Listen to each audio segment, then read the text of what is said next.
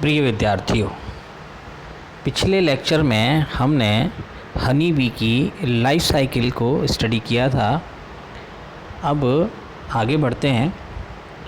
Honey bee के behaviour के संबंध में, उसके व्यवहार के संबंध में और उसके जो भी लाइफ साइकिल के अंतर्गत जो ऐसे विशिष्ट घटनाएं होती हैं या विशिष्ट उसके जीवन से संबंधित जो भी एक्टिविटीज़ होती हैं उनके संबंध में भी हमें जानकारी करना आवश्यक है।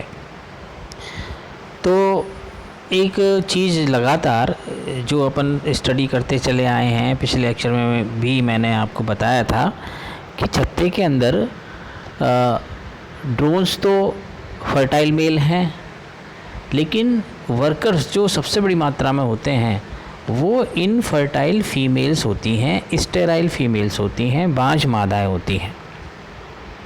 तो ये क्यों? क्योंकि वो प्रॉपर क्या है कि फर्टिलाइज्ड एग से ही उनका डेवलपमेंट होता है, उसी प्रकार के एग से क्वीन का डेवलपमेंट होता है। अब क्वीन तो फर्टाइल फीमेल है, फर्टाइल मादा है, जबकि वर्कर्स जो हैं वो स्टेराइल फीमेल्स हैं, बांझ मादाएँ हैं। ये कैसे हुआ? तो वैज्ञानिकों ने इसके संबंध में, इसके प्रश्न के उत्तर को जानने के लिए बहुत सारी स्टडीज़ की, बहुत सारी खोज की और इसके फलस्वरूप दो तरह की थ्योरी निकलकर सामने आई। पहली थ्योरी तो ये है कि जो रॉयल जेली नामक एक विशिष्ट प्रकार का खाद्य पदार्थ, एक विशिष्ट प्रकार का भोजन जो प्रारंभ में सभी लार्वा को दिया जाता है, वो लार्वा चाहे ड्रोन का हो, क्वीन का हो या फिर वर्कर का हो, तीनों प्रकार के जो लार्वी हैं उनको वो रॉयल जेली शुरुआती दिनों में 2-3 दिन तक खिलाई जाती है। उसके बाद वो केवल वो लार्वी जो भविष्य में जाकर जिनसे क्वीन का निर्माण किया जाना है उनको लगातार रॉयल जेली खिलाई जाती है, जबकि बाकी के जो लार्वी होते हैं उनको एक दूसरे प्रकार का जो थोड़ा सा लो ग्रेड फूड होता है, जिसको बी ब्रेड भी बोलते हैं, वो उनको दिया जाता है। तो भोजन के अंदर ये जो डिफरेंस है, ये जो भेद है, कुछ वैज्ञानिकों ने इसी भेद को आधार बनाया है इस थ्योरी के लिए कि बांझ मादाएँ यानी वो फीमेल्स जिनको बी ब्रेड खाने को मिलता है वो फर्टाइल नहीं हो पाती हैं, वो बांझ रह जाती हैं, स्टेराइल रह जाती हैं। बाकी जो क्वीन होती है वो जीवन पर्यंत वो भी रॉयल जेली खाती है, इस कारण से वो फर्टाइल होती है दोनों फीमेल्स, लेकिन क्वीन फर्टाइल है और वर्कर्स जो हैं इनफर्टाइल हैं या फिर स्टेराइल बोल सकते हैं उनको। तो एक थ्योरी तो ये है। एक जो दूसरी थ्योरी है उसमें बिहेवियर का जो पार्ट यदि आप देखें तो जितने वर्कर्स जो क्वीन की देखभाल में लगे हुए रहते हैं और लगभग जो जितने सभी वर्कर जो हैं वो कहीं ना कहीं क्वीन के संपर्क में आते हैं, और जिसमें से कुछ तो लगातार क्वीन की देखभाल और उसकी साफ सफाईयत, उसके चैम्बर की सफाई, अंडों का मैनेजमेंट, लार्वी की और प्यूपा की, इन सब की देखभाल, इन सब में जो वर्कर्स लगे रहते हैं वो तो हैं ही, लेकिन ये लगातार क्वीन के संपर्क में भी रहते हैं। और ये देखने में आया है कि जो वर्कर यानी श्रमिक मधुमक्खी जो होती है वो लगातार क्वीन के शरीर के ऊपर, ये मानते हुए कि जो एक प्रकार की क्वीन चूँकि लगातार एग लेइंग करती है, छत्ते के अंदर ही रहती है, तो उसके शरीर पर किसी प्रकार की कोई गंदगी होगी या किसी दूसरे कारण से श्रमिक मधुमक्खियाँ रानी मधुमक्खी के शरीर को चाटती रहती हैं बीच बीच में जब भी उनको अवसर मिलता है उसके संपर्क में आती हैं तो उसके शरीर को लिक करती हैं, चाटने का काम करती हैं। ये एक प्रकार का उसके शरीर को साफ करने की ही एक क्रिया है, ये मानिए। अब वैज्ञानिकों ने इस चीज़ का अध्ययन किया कि ये जो चाटती हैं कहीं इसका कोई कारण तो नहीं है जिसके कारण से ये श्रमिक मधुमक्खियाँ जो होती हैं वो स्टेराइल रह जाती हैं। तो कुछ प्रयोग करके देखे गए। प्रयोग में एक प्रयोग ये करके देखा गया कि जो श्रमिक मधुमक्खियाँ हैं वो श्रमिक मधुमक्खियों को रानी मधुमक्खी से अलग रखा गया लंबे समय तक। रानी मधुमक्खी के संपर्क में नहीं आने दिया गया, उनको लंबे समय तक अलग रखा गया। तो ये देखने में आया कि जो कुछ समय के पश्चात उन जो श्रमिक मधुमक्खियाँ थीं उनकी ओवरीज जो हैं वो एक्टिव होने लग गई, और कई केसेस में ये श्रमिक मधुमक्खियाँ जो पहले स्टेराइल थी बाद में फर्टाइल हो गई। जैसे वो फर्टाइल हुई तो ये चीज़ एक एस्टेब्लिश हो गई कि निश्चित रूप से ये रानी मधुमक्खी के संपर्क में रहने के कारण ही कोई ना कोई ऐसी क्रिया होती है जिसके कारण से ये श्रमिक मधुमक्खियाँ स्टेराइल या बांझ हो जाती हैं। तो उसका एक जो कारण समझ में आया कि ये जो क्वीन होती है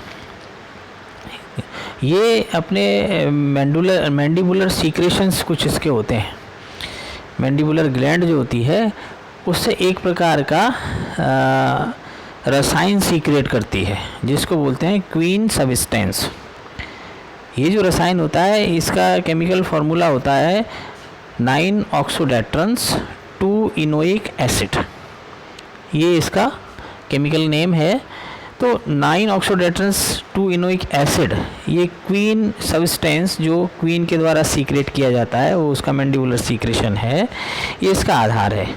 और ये रानी जो होती है लगातार इस सब्सटेंस को अपनी बॉडी के ऊपर स्प्रे करती रहती है, यानी अपने माउथ पार्ट्स के ज़रिए रानी मधुमक्खी इस क्वीन सब्सटेंस को अपने शरीर के ऊपर डालती रहती है।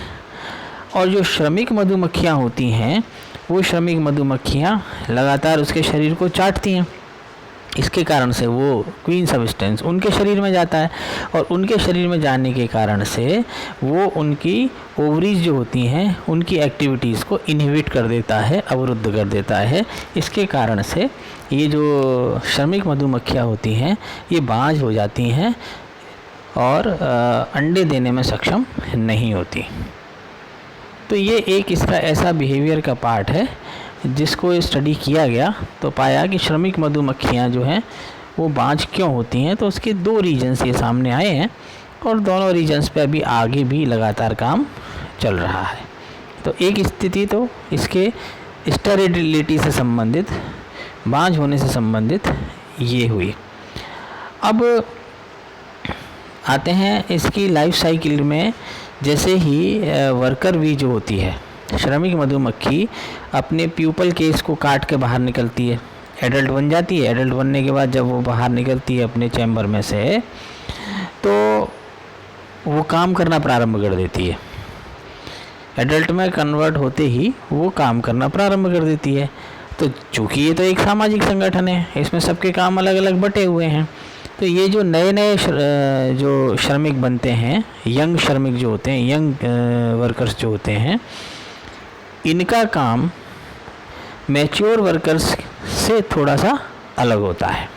यानी काम तो करना शुरू कर देते हैं लेकिन इनके काम की नेचर इनकी उम्र के बढ़ने के साथ साथ बदलती हुई चली जाती है। जैसे बाहर जाना है फील्ड में जाकर तलाश करना है कि भोजन तलाश करना है, भोजन कहाँ पर है, किस क्वालिटी का है, कितनी क्वांटिटी है, ये सारी खोजबीन करके उसकी सूचना लेके आनी है ना। ये फोरेजर्स जो होते हैं तो फोरेजर्स वाली जो काम है वो ये करने हैं, कलेक्शन करके लेके आना है नेक्टर का, पोलन का, और कलेक्शन करके लेके आके छत्ते में जमा करना है, शहद बनाना है। ये सारे के सारे काम शुरुआत में ही इन मधुमक्खियों के को नहीं दिए जाते। यानी नेक्टर और पोलन का कलेक्शन का काम इनको इनके लाइफ में इनके जन्म होने के लगभग 25 दिन के बाद इनको मिलता है। जन्म से मतलब है यानी अभी एडल्ट में कन्वर्ट हो जाते हैं उसके लगभग 25 दिन के बाद इनको कलेक्शन का काम मिलता है, फूड कलेक्शन का काम, कि भाई अब ये बाहर जा सकते हैं और बाहर जाकर फूड कलेक्शन करके ला सकते हैं। तो ये एक विशेषता है। जैसे और भी बहुत सारे काम होते हैं, छत्ते की रिपेयरिंग है, या मान लीजिए ये नए नए यंग वर्कर्स हैं, ये इनकी फेरिंजियल ग्लैंड्स के सीक्रेशंस हैं, वो उसके द्वारा से ये रॉयल जेली का निर्माण यही करते हैं। तो ये सारे काम तो ये करते हैं कि रॉयल जेली बनानी लार्वीज़ को दी जाती है। लेकिन फूड कलेक्शन का काम ये जब थोड़े मैच्योर हो जाते हैं उसके बाद ही कर पाते हैं। एक और बिहेवियर का जो ज़बरदस्त पार्ट ये है कि जो वर्कर बी जो होती है ये इसको colour, position, taste, relative distance, landmarks, odours, इन सब का ज़बरदस्त ज्ञान होता है। यानी कि जो एक बार कुछ मधुमक्खियाँ खोजी दस्ते के रूप में मैदान में जाती हैं और वह देखती हैं कि भाई कहाँ पर पर्याप्त मात्रा में और अच्छा फूड अवेलेबल है, खूब फुलवारी लगी हुई है, अच्छा बगीचा बना हुआ है, वहाँ से ये नेक्टर और पोलन कलेक्ट कर सकते हैं। तो ये सारी की सारी चीज़ें जाके देखती हैं मधुमक्खियाँ, और वहाँ किस कलर के, किस रंग के फूल लगे हुए हैं, वो जो स्थान है उसकी पोजीशन क्या है, यानी ये उसकी पोजीशन यानी अपने छत्ते से वहाँ तक की दूरी कितनी हो सकती है, इसका अंदाज़ा है ना, किस दिशा में वो मौजूद है इसका अंदाज़ा, जो भोजन वहाँ उपलब्ध है उसका स्वाद कैसा है, टेस्ट कैसा है, उसको भी ये याद कर लेते हैं, है ना। और वहाँ तक जाने में, छत्ते से वहाँ तक जाने में रास्ते में कौन कौन से लैंडमार्क्स पड़ते हैं जिनको आप एक तरीके से मार्गदर्शक चिन्ह के रूप में इस्तेमाल कर सकते हो। ये सारी की सारी चीज़ें एक छोटी सी श्रमिक मधुमक्खी जो है वो अपने अंदर याद कर लेती है। और इसके अलावा ये जो सूर्य होता है, सूर्य को भी एक दिशा सूचक कंपास की तरह इस्तेमाल करने में सक्षम होती है। तो श्रमिक मधुमक्खी जो होती है उसके अंदर ये ज़बरदस्त एक प्रकार का टैलेंट होता है जिसके माध्यम से ये फूड कलेक्शन का काम करते हैं। और न केवल फूड कलेक्शन, जैसे मान लीजिए मधुमक्खियों का एक समूह केवल सूचना लाने का काम करता है, उनको फोरेजर्स बोलते हैं, स्काउट भी बोल देते हैं। वो केवल सूचना लाके दूसरे श्रमिकों को बताते हैं कि फलानी जगह पर यहाँ हमारे छत्ते से इतने किलोमीटर या इतने मीटर की दूरी पर फलानी दिशा में इस प्रकार के स्वाद वाला इतनी मात्रा में, है ना, और उसमें कलर्स वगैरह का भी इंडिकेशन, ये खाद्य पदार्थ भोजन उपलब्ध है, वो लाके सूचना देते हैं। जब ये सूचना दूसरे श्रमिकों को मिलती है, वो श्रमिक फिर उसको कलेक्ट करने के लिए उस दिशा में चले जाते हैं, निकल पड़ते हैं। तो ये अलग अलग काम हो गए, एक समूह सूचना दे रहा है लाके और दूसरा समूह उसके कलेक्शन का काम शुरू कर देता है। अब प्रश्न आता है कि इतना छोटा सा प्राणी, इतना छोटा सा एनिमल इनवर्टिब्रेट्स में, और वो ये सारी चीज़ें कर रहा है, यानी उसने ये भी पता लगा लिया कि फूड अच्छा है, अच्छी क्वांटिटी में है, टेस्टी है, फलानी दिशा में है, लेकिन इसको कम्युनिकेट कैसे करेगा दूसरे श्रमिकों को, क्योंकि इनकी कोई बोली, कोई भाषा, डेफिनेटली कुछ ना कुछ कम्युनिकेशन का इन्होंने साधन अपना डेवलप किया होगा। तो वो भी वैज्ञानिकों ने अध्ययन किया, और अध्ययन करने के बाद पता लगाया कि ये जो मधुमक्खियाँ होती हैं, श्रमिक मधुमक्खियाँ, ये श्रमिक मधुमक्खियाँ बाकायदा जो सूचना लेके आती हैं उस सूचना को एक विशिष्ट प्रकार से दूसरे श्रमिकों को स्थानांतरित करती हैं, कम्युनिकेट करती हैं। जैसे ये हनी बी जो भोजन का पता लगा के ला रही हैं, ये वापस लौट के छत्ते पर आती हैं। तो छत्ते पर लौट के आने के बाद ये बाकी श्रमिकों को सूचना भी देनी है इनको, और यदि थोड़ा बहुत कलेक्शन करके लेके आई हैं नेक्टर का, पराग कणों का, तो वो सबसे पहले तो रीगलगुलेट करेंगी, यानी उसको छत्तों में चैम्बर में लाकर शहद की शक्ल में जमा करेंगी, और उसके बाद फिर बाकी के जो श्रमिक हैं उनको ये बताएंगी, क्लू बताएंगी कि भाई ये जो भोजन है हम कहाँ से लाए हैं, उसकी एग्जैक्ट लोकेशन क्या है, यहाँ से उसकी दूरी क्या है, क्वालिटी और क्वांटिटी फूड की क्या है, ये उसको बताते हैं।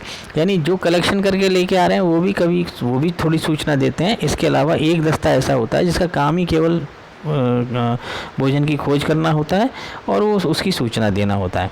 तो ये जो कम्युनिकेट करते हैं इस चीज़ को, उसके लिए एक विशिष्ट प्रकार के डांस किए जाते हैं, नृत्य किए जाते हैं श्रमिक मधुमक्खी के द्वारा। जैसे एक प्रकार का नृत्य करती है, इसको कहते हैं राउंड डांस। ये जो राउंड डांस होता है, जैसे मैं आपको एक स्लाइड दिखा रहा हूँ, उसमें दो तरह के नृत्य के चित्र हैं ऊपर की तरफ बने हुए, राउंड डांस और वैगल डांस। ये दो तरह के डांस करती है, एक तो करती है राउंड डांस और दूसरा डांस होता है टेल वैगिंग डांस। ठीक है, तो ये ऊपर वाला जो चित्र है इसमें दोनों डांस बताए गए हैं, राउंड डांस भी है और वैगल डांस भी है। नीचे वाले चित्र में केवल राउंड डांस। राउंड डांस का मतलब है कि एक निश्चित दिशा में एक गोले में ये मधुमक्खी घूमती है और घूमने के बाद फिर उसी गोले को दोबारा से कंप्लीट करने का कार्य करती है। तो लगातार गोल गोल घूमकर ये बताती है कि जो भोजन है वो यहाँ से छत्ते से कितने मीटर्स की दूरी पर स्थित है। तो अगर भोजन मान लीजिए लगभग 100 मीटर्स के अंदर ही उपलब्ध है, 100 मीटर के दायरे में ही कहीं भोजन उपलब्ध है, तो ऐसी स्थिति में ये मधुमक्खी राउंड डांस करके सूचना देती है यदि भोजन 100 मीटर के अंदर ही उपलब्ध होता है। तो उसमें राउंड डांस में भी ये कितने चक्कर लगाने हैं इसको, उन चक्कर के आधार पर लगभग दूरी का भी आभास दूसरे श्रमिकों के द्वारा कर लिया जाता है। दूसरा डांस होता है टेल वैगिंग डांस। अब ये जो टेल वैगिंग डांस है, इस डांस में क्या होता है कि ये मधुमक्खी एक दिशा में घूमती है, घूमने के बाद जैसे मैंने टेल वैगिंग डांस में आपको यहाँ डायग्राम दिखा रहा हूँ, तो एक ऊपर की तरफ डायग्राम बना हुआ है जिसमें आप ध्यान से देखो, नारंगी रंग की बीच में मधुमक्खियाँ दिखाई दे रही हैं आपको। ठीक है, अब ये मधुमक्खियाँ जो हैं ये पहले लेफ़्ट में एक सर्किल बनाती हैं और लेफ़्ट में सर्किल बनाते हुए बीच में जब ये दूसरा सर्किल बनाना प्रारंभ करती हैं तो पहले कुछ देर तक सीधी दिशा में अपनी पूंछ वाले हिस्से को दोनों डायरेक्शन में लगातार घुमाती हैं। तो पूंछ वाले हिस्से को दोनों डायरेक्शंस में लगातार घुमाते हुए फिर ये अपोजिट डायरेक्शन में एक दूसरा सर्किल बनाती हैं।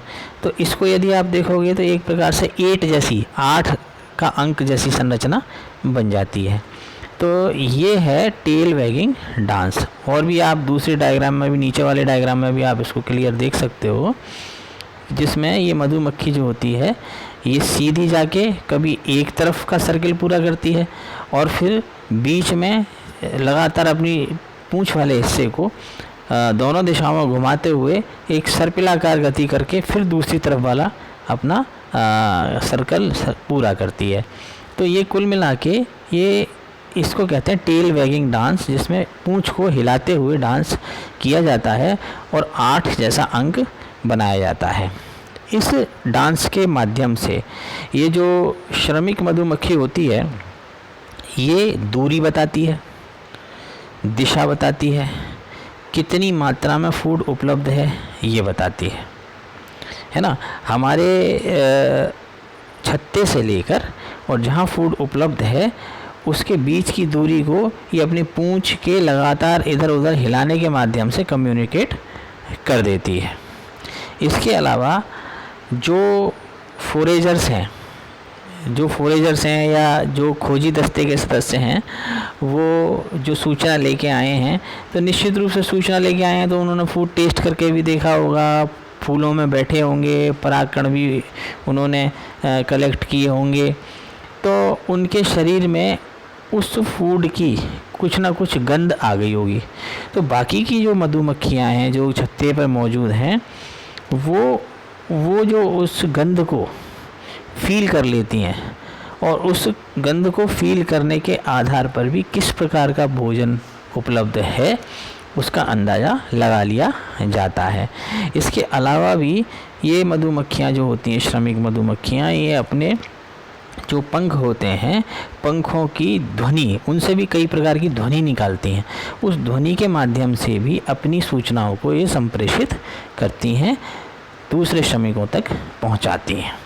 तो ये बड़ा ज़बरदस्त बिहेवियर का पार्ट है मधुमक्खी का, जो आपके ध्यान में रहना चाहिए, इसलिए मैंने आपको ये बताया है। और चूँकि हम अल्टीमेटली एपीकल्चर जो पढ़ रहे हैं वो एपीकल्चर कृत्रिम कंडीशंस में हम इनसे शहद और वैक्स प्राप्त करने के लिए इनकी लाइफ साइकिल को जब तक हम अध्ययन नहीं करेंगे उसके अकॉर्डिंग वो वातावरण नहीं बना सकते। बिना इन प्राणियों को हानि पहुंचाए इनसे लाभदायक पदार्थ को प्राप्त करने के लिए हमें जो भी सिस्टम डेवलप करना है वो इनकी लाइफ साइकिल के अकॉर्डिंग ही डेवलप किया जा सकता है। इस आधार को मानते हुए बताते हुए हम आर्टिफिशियल कंडीशंस में एपीकल्चर का कार्य करते हैं। तो मैं समझता हूँ आज के लिए इतना काफ़ी है। फिर आगे कल बताऊँगी। Thank you.